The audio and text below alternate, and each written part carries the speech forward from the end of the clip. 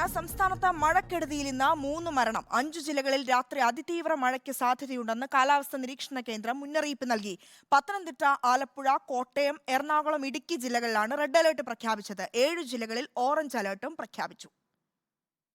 തെക്കൻ കേരളത്തിന് മുകളിലായി ചക്രവാത ചുഴി നിലനിൽക്കുന്നതിനാൽ സംസ്ഥാനത്ത് അടുത്ത 5 ദിവസം ശക്തമായ മഴ പെയ്യുമെന്നാണ് കാലാവസ്ഥാ നിരീക്ഷണ കേന്ദ്രത്തിന്റെ മുന്നറിയിപ്പ്. ഇന്ന് 5 ജില്ലകളിൽ റെഡ് അലർട്ടും 7 ജില്ലകളിൽ ഓറഞ്ച് അലർട്ടും പ്രഖ്യാപിച്ചിട്ടുണ്ട്.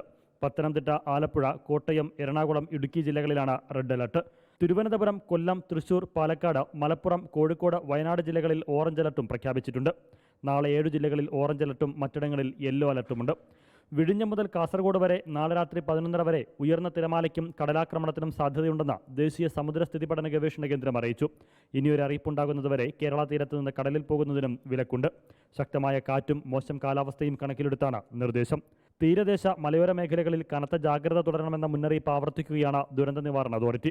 അതിനിടെ എറണാകുളം പൂത്തോട്ടയിൽ വള്ളം മറിഞ്ഞ ഇന്നൊരാൾ മരിച്ചു. പുല്ല് ചെത്താൻ വള്ളത്തിൽ പോകവെയായിരുന്നു അപകടം. കാസർഗോഡ് മടിക്കിയ ബംഗളത്ത് 70-കാരൻ ഇടിമിന്നലേറ്റ് മരിച്ചു. ചെറുവത്തൂരിൽ പുഴയിൽ വീണ വയോധികയും മരിച്ചു. മഴക്കെടുതിയിൽ 3 മരണങ്ങളാണ് ഇന്ന് സംസ്ഥാനത്ത് റിപ്പോർട്ട് ചെയ്തത്. റിപ്പോർട്ടർ, തിരുവനന്തപുരം.